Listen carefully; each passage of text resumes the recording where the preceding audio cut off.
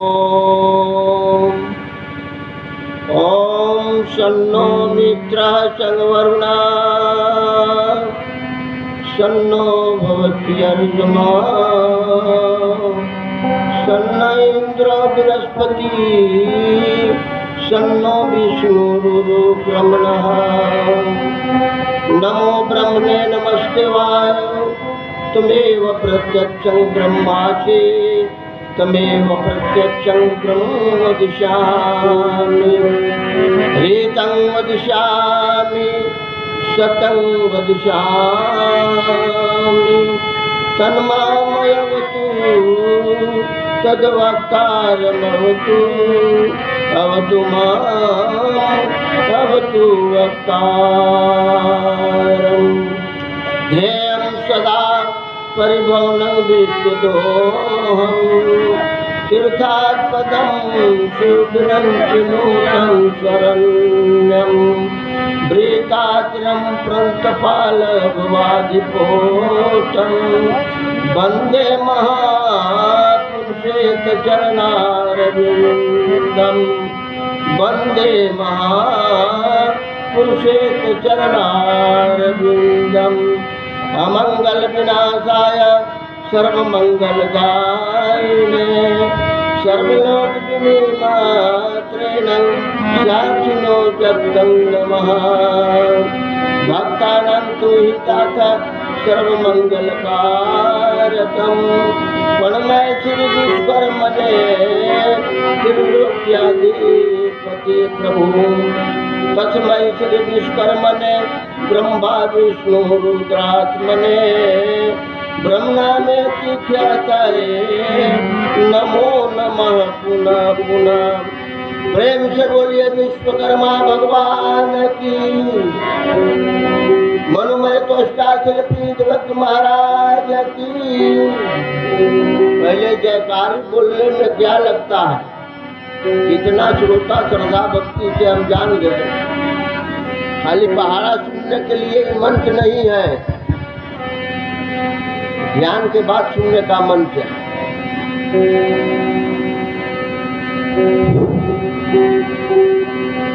मंचासीन उपस्थित विद्वद्गण, माननीय संत विकल जी महाराज,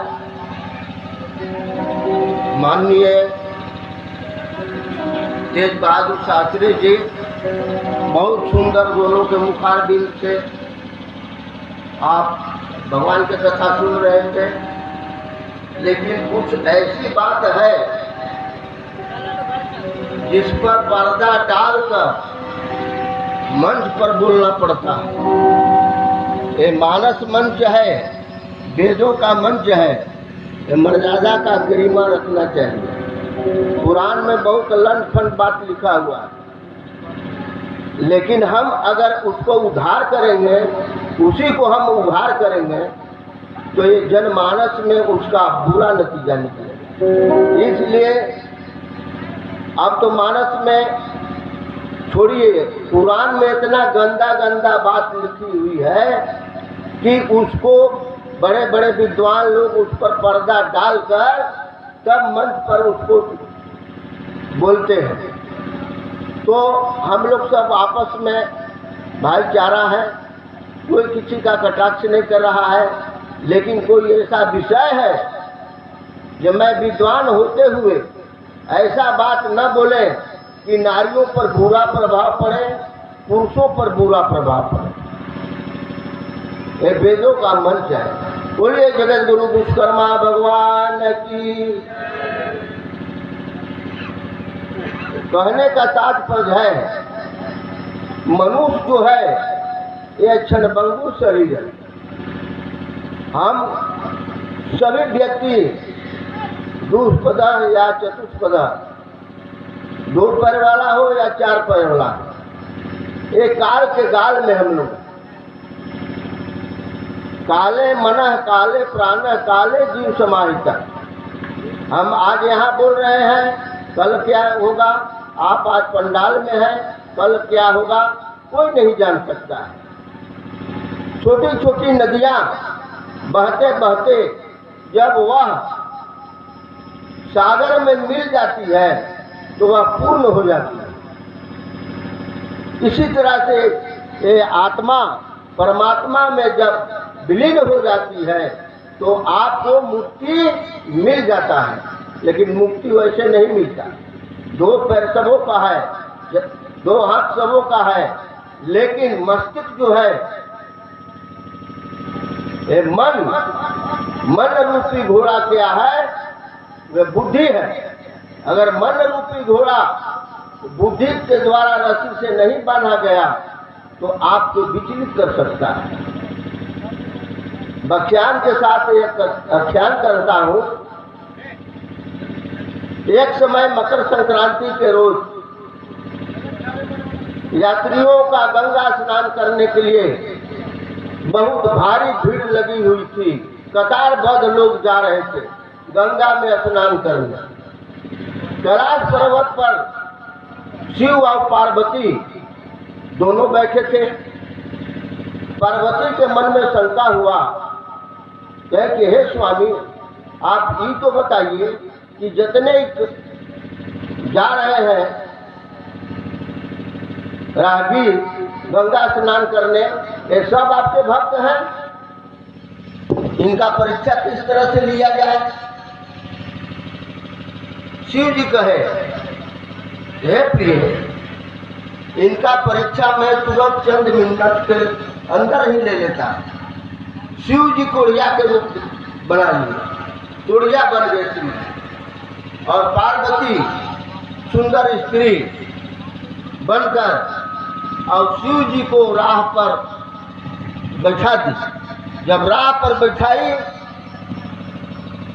और पार्वती माँ उसी जगह खड़ा रह गई, तो बहुत से लोग जा रहे थे तीर्थ में स्नान करने। तीर्थ मने क्या होता? तीर्थ मने किनारा होता। किनारा क्या है? संसार के भवसागर से किनारा लग जाए, उन संसारी जाल से अलग हो जाए, वे तीर्थ है। तो वह एक व्यक्ति बोला, हे देवी, ये आपके कौन है? कहे महाराज, हमारे तो श्याम स्वामी है, पति है। आपको कहने में कुछ बुझा रहा है? कहे क्यों? तो आप इतनी खूबसूरत नारी हो, अभी कोढ़िया के साथ में क्यों खड़ी हो? कहे जाओ जाओ जाओ, मैं इनका धर्म पत्नी हूँ। धर्म पत्नी का मतलब होता है अपने पति को धर्म से पतित से बचावे, अपने पति को पतित होने से बचाए, स्वधर्म पत्नी।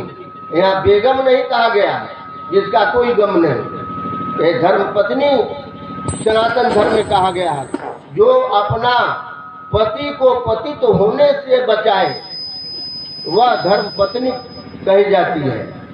दूसर का आया, कहा कि देवी, ये तुम यहाँ खड़ी हो, ये कौन है? हमारे स्वामी है, पतिदेव है। क्या क्यों क्या करता है? पतिदेव है। कहेंगे तुम काहे के लिए यहाँ खड़ी हो? अरे कोढ़िया के पीछे तुम क्यों मर रही हो? चलो हमारे साथ, मैं सेठ हूँ, 5 ताला बिल्डिंग है, बहुत से प्रॉपर्टी है, उसका मैं रानी बनाऊँ तुमको। कहे जाओ जाओ जाओ, सीधे जाओ, ये हमारे पति हैं, मेरा धर्म है इनका सेवा करने के लिए। एक व्यक्ति फिर आया, हे देवी, फिर कहा, हे माता, आप यहाँ खड़ी है, कौन है? तो हमारे पति देव है, स्वामी है। तो कहाँ जाना है? तो गंगा में स्नान करना। कहीं तब कि रेंगने नहीं पा रहे, कि ये माता तुम रेंगो, मैं इनको कंधे पर बिठा लेता। और वह व्यक्ति जो था, जो कोढ़िया के रूप में शिव जी थे, उनको कंधे पर बिठा लिया। जब कंधे पर बिठाया, चला गया गंगा जी में स्नान करने।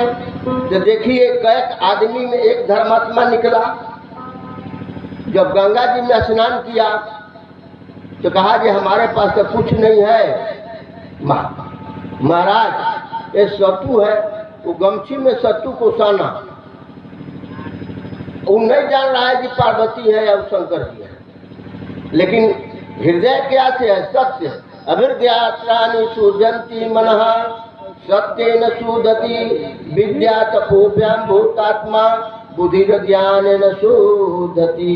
अभिर कहते हैं जल को, जल से शरीर शुद्ध हो गया, बुद्धि से मस्तिष्क शुद्ध होता है और सत्य से हृदय।